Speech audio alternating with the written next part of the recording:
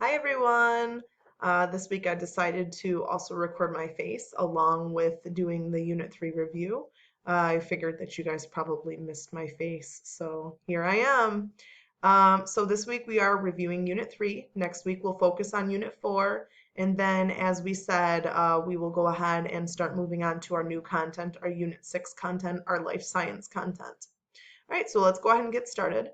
Unit 3, we started talking about space. And the first thing that we talked about is the Big Bang Theory. It's the theory of how the universe began.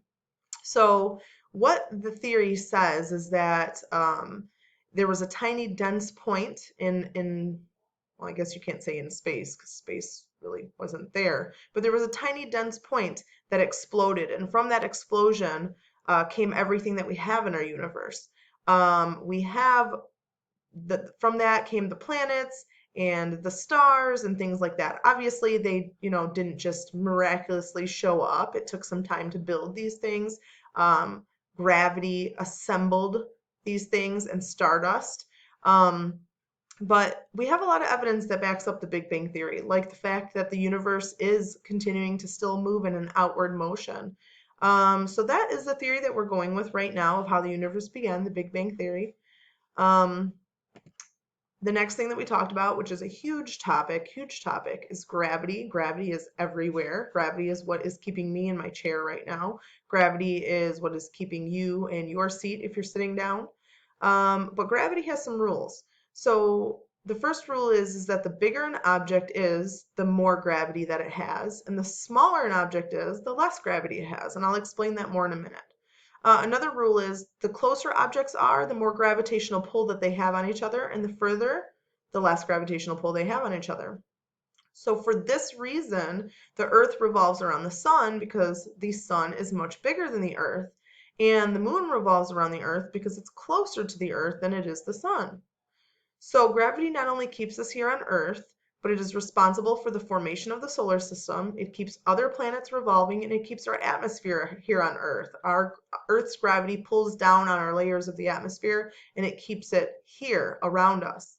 And gravity began during the creation of the universe. So during the Big Bang is when gravity began, at the very beginning of time.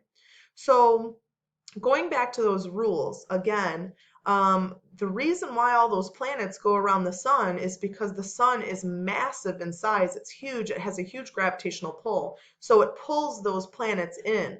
All these planets have inertia. And if you remember, inertia is the tendency of an object to want to keep going straight. Whereas the sun's gravity is like, no, no, no, get back over here. And that's what makes these planets continue to go around the sun.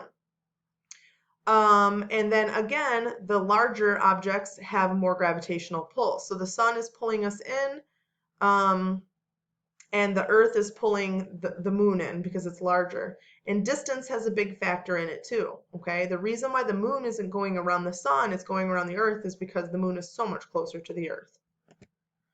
All right, so we also talked about rotation and revolution. Rotation, the Earth rotates on its axis, which gives us day and night, 24 hours. So rotation is just staying in one spot, tilted on its axis, moving, okay? Revolution is the Earth going around the sun, which gives us 1 year, which is 365 days. So I found this, and we've seen this before, this animation of rotation and revolution.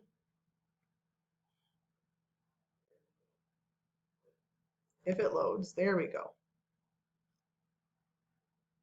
All right, so we have the moon revolving around the earth. We have the earth rotating on its axis, and we have the earth revolving around the sun.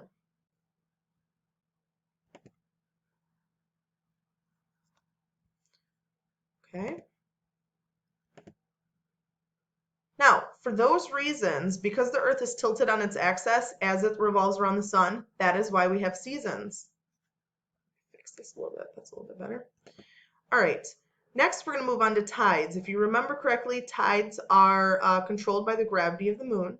So it says the gravity of the moon pulls at the ocean, causing the ocean to move. We call this movement tides. Tides are the rise and fall of the ocean water level. So if you've ever been to a beach, You'll see high tide and low tide twice a day, meaning high tide, the water is high up on the beach. Sometimes it'll take beaches completely away that you can't even go walking on the beach because it's high tide.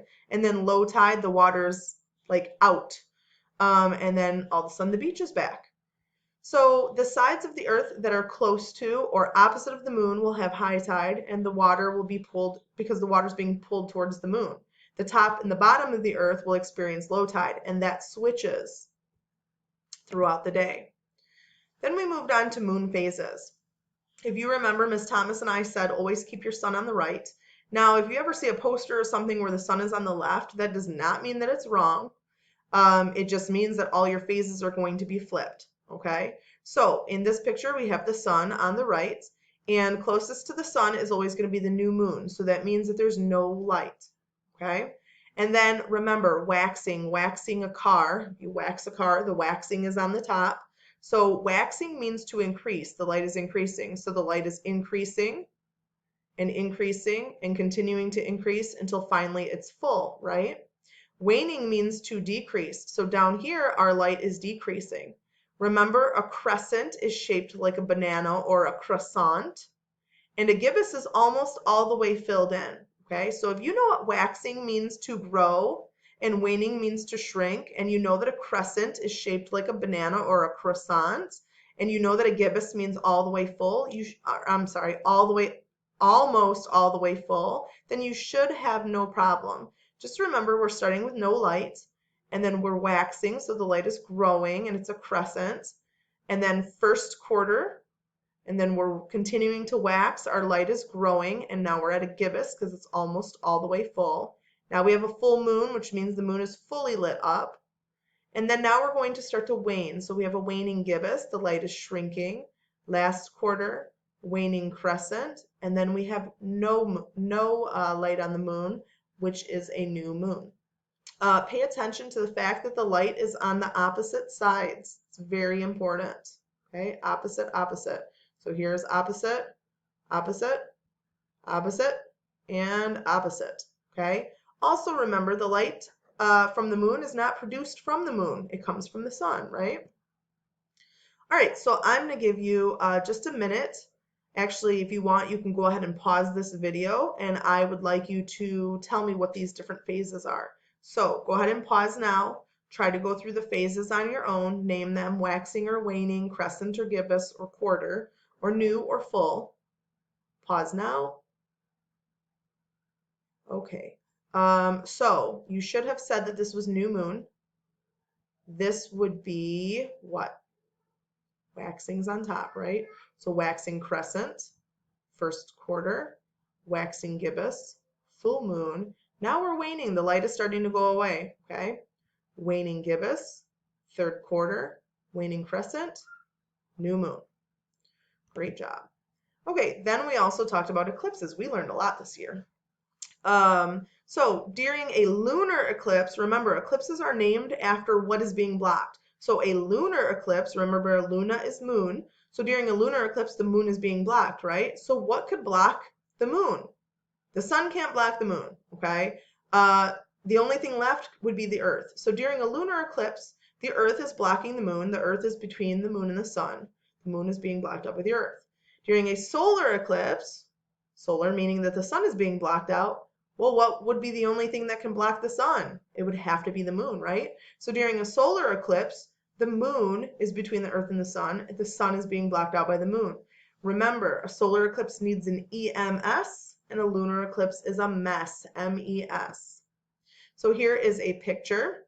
We have a lunar eclipse, okay? So that means the moon is being blocked out by the earth.